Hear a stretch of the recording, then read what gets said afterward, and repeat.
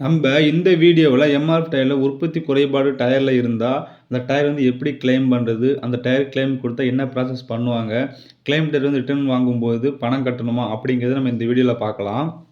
புது டயர் வாங்கும்போது MRF dealer கிட்ட டயர் வந்து பர்ச்சேஸ் பண்ணுங்கள். அப்போ தான் டயர் ஏதாவது ஃபால்ட்டுனா நீங்கள் வந்து நேரடியாக வந்து டயர் வந்து கிளைம் கொடுக்க முடியும். அடுத்து டயர் வாங்கும்போது இன்வாய்ஸ் பில்லுங்க வந்து ரொம்ப ரொம்ப முக்கியம். அந்த பில்லு மூலமாக நீங்கள் டயர் வந்து எப்போ பர்ச்சேஸ் பண்ணீங்க அப்படிங்கிறது தெரியும்.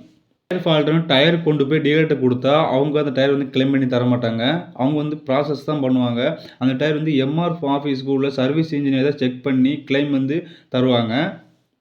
நீங்கள் டயர் டீலர்கிட்ட டயர் கொடுக்கும்போது கிளைம் ஃபார்முக்கான ஃபார்ம் வச்சுருப்பாங்க. அந்த ஃபார்மில் உங்களுடைய அட்ரஸ்ஸு, ஃபோன் நம்பரு, வண்டி நம்பர், வண்டி மாடல், வண்டி மேனுஃபேக்சரிங் இயரு, டயரில் என்ன ப்ராப்ளங்கிறத அந்த ஃபார்மில் ஃபில் பண்ணி எம்ஆர்எஃப் ஆஃபீஸ்க்கு போகும். நீங்கள் டயர் கொடுத்த பிறகு மினிமம் 4லேருந்து 5 நாள் ஆகும். நீங்கள் கொடுத்த டயர் ரிட்டர்ன் வரத்துக்கு.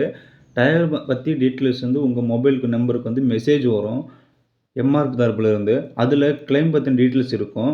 அடுத்து டயரோட கிளைம் டயர் வந்து மேனுஃபேக்சரிங் டிஃபெக்ட் இல்லைன்னா நீங்கள் கொடுத்த டயர் வந்து உங்களுக்கு திருப்பி கொடுத்துருவாங்க.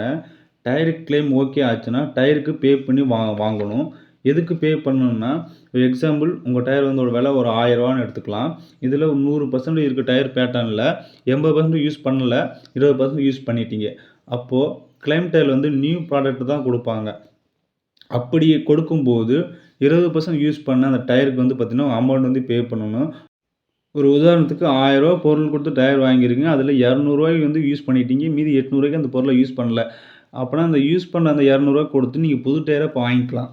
எம்ஆர்எஃப் தரப்புலேருந்து கிளைம் ரிப்போர்ட் வந்து கொடுப்பாங்க. அந்த ரிப்போர்ட் வந்து கிளைம் ஆகலை அப்படின்னா எதனால் அந்த டயர் வந்து ப்ராப்ளம், அந்த ப்ராப்ளத்தினால ஏன் கிளைம் ஆகலைங்கிற டீட்டெயில்ஸ் வந்து ரிப்போர்ட்டில் கொடுப்பாங்க. இதே கிளைம் ஆயிடுச்சுன்னா அந்த டயருக்கு வந்து எவ்வளோ அமௌண்ட் ரீபே பண்ணிட்டு அந்த டயர் வாங்கணும் அப்படிங்கிற அமௌண்ட் வந்து அந்த ரிப்போர்ட்டில் வந்து கொடுத்துருப்பாங்க.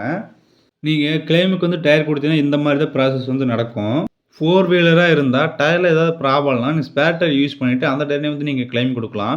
இதே 2 வீலராக இருந்தால் என்ன பண்ணுறது அப்படிங்கும்போது நீங்கள் வந்து ஒரு ஸ்பேர் டயர் வந்து எப்பவுமே வச்சுக்கோங்க. அப்போ தான் ஒரு புது டயரில் வந்து ஏதாவது ஃபால்ட்டுனா நீங்கள் அந்த ஸ்பேர் டயர் யூஸ் பண்ணிக்கோங்க. பழைய டயர் யூஸ் பண்ணிவிட்டு அந்த புது டயரை வந்து நீங்கள் கிளைமுக்கு அனுப்பலாம். இந்த வீடியோ உங்களுக்கு யூஸ்ஃபுல்லாக இருந்துச்சுன்னா ஒரு லைக் ஒன்று போட்டுருங்க. நம்ம சேனலுக்கு நீங்கள் ஏதாவது கமெண்ட்னா பண்ணணுன்னு சப்ஸ்கிரைப் பண்ணிட்டு கமெண்ட் பண்ணுங்கள். அப்போ தான் அது நோட்டிஃபிகேஷன் எனக்கு கிடைக்கும்.